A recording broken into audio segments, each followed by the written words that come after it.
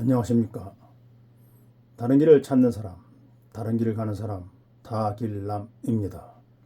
지금부터 노벨문학상을 수상한 대한민국의 큰 자랑, 한강 작가의 소설 채식주의자를 소개하겠습니다. 제가 이 소설을 읽은 것은 지금으로부터 8년 전인 2016년도입니다. 노벨상 다음으로 권위가 있는 맨부커 인터내셔널 상을 수상해서 화제가 되었기에 저도 책을 5권 쓴 작가로서 많은 기대를 가지고 책을 샀습니다.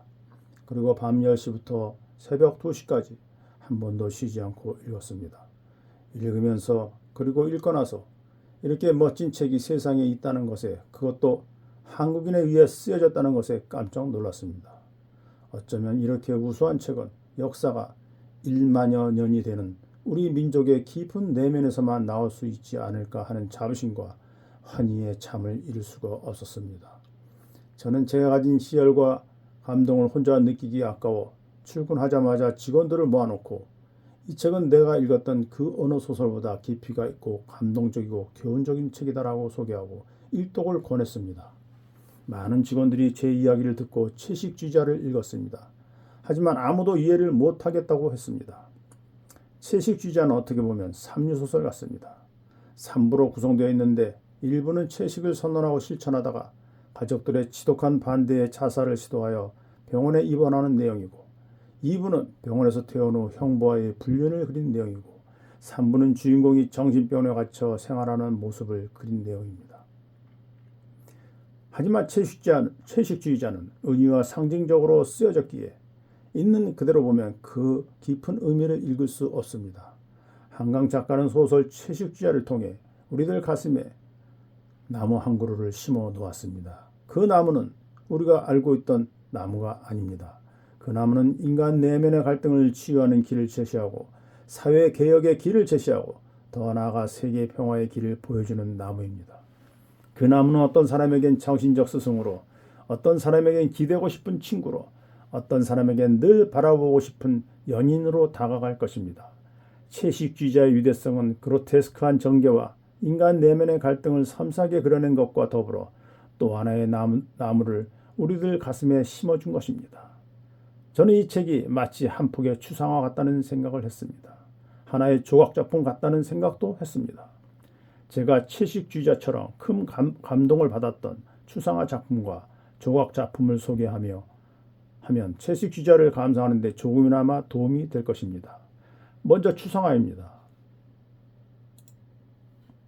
이 작품은 누런천 한 귀퉁이를 검은색으로 물을 들여 천장에서 바닥까지 닿는 긴 대형 작품입니다.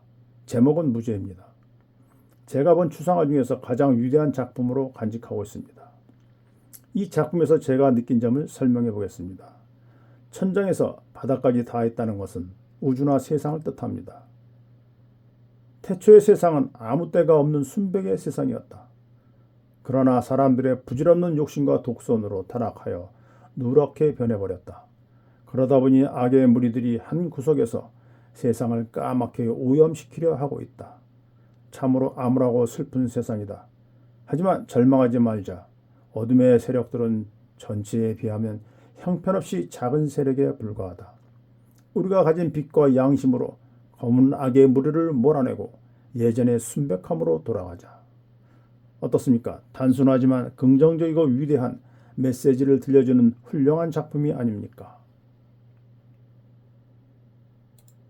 이번엔 조각작품을 보겠습니다. 이 조각작품의 제목은 땅입니다. 임진왜란 때 배수진을 치고 싸우다 전사하신 신립장군을 기린 충주 탕금대 공원에 설치된 작품입니다. 설명하겠습니다. 땅은 얼핏 보면 평평하다. 하지만 실제는 둥글다. 당신이 지금 알고 있는 것은 틀릴 수 있다. 당신이 지금 보는 것은 허상일 수 있다. 언제나 진실과 진리를 향한 탐구를 게을리하지 말아야 한다. 믿는다는 것은 위험한 것이다. 데카르트는 진리에 이르는 방법으로 끊임없이 의심하고 또 의심해서 더 이상 의심할 수 없는 것만을 받아들여라. 그것이 진리다라고 했습니다. 우리나라 수천여 개의 속담 중에도 의심하라는 말이 가장 많습니다. 아는 길도 물어가라. 10길 물속은 알아도 한 길 사람 속은 모른다. 돌다리도 두들겨보고 건너라.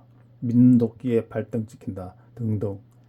지금은 종교의 영향으로 믿음의 가치를 두는 사람이 많지만 늘 의심하고 경계하는 것이 삶의 진리라는 교훈을 주는 멋진 작품이라 여겨집니다. 어쨌든 저는 채식주의자 소설에서 앞에서 예를 든 작품처럼 많은 감동과 메시지를 들었습니다. 소설에서 뭐 그런 거창한 메시지를 들었냐고 반문하실 분도 있을 겁니다. 어쩌면 한강 작가도 그런 거창한 내용까지 담지 않고 채식주의자를 썼는지 모릅니다. 하지만 예술은 작가의 손을 떠나면 그 다음은 독자의 몫이 됩니다. 작가의 의도와 무관하게 채식주의자도 위에 소개한 예술 작품처럼 내가 감상해서 즐겁고 행복하고 가슴 뭉클한 감동을 받으면 그만인 것입니다.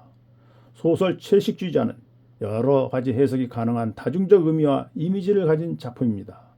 읽는 사람에 따라서 서로 다른 감동과 의미를 느낄 수 있는 품격 높은 작품입니다.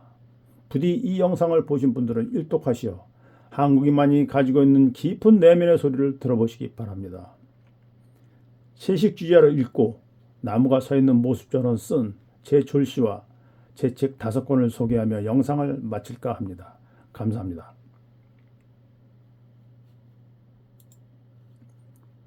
나무 거꾸로 서라. 지식 흘러내리고 머리카락 뿌리 될 때 비로소 곱게 서리. 거꾸로 서라. 뜨끈한 피 쏟아내고 억만년 샘물 혈관 채워 태초의 이야기 듣게 되리. 거꾸로 서라. 팔다리 가지되어 잎으로 무성할 때 오그라진 손끝 발끝 꽃으로 만발하리. 거꾸로 서라. 삶과 죽음 한 자리에서 맞는 나무처럼 살 때 두 발 올린 의미를 알게 되리. 거꾸로 서라.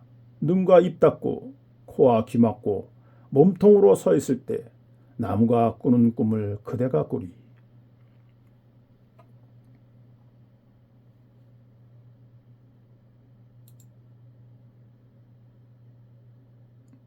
제가 쓴 책 5권입니다.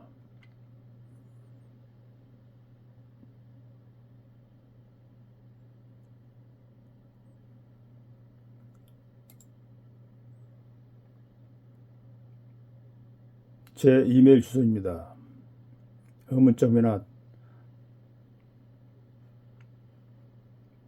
궁금한 점은 이메일로 보내주시기 바랍니다. 감사합니다.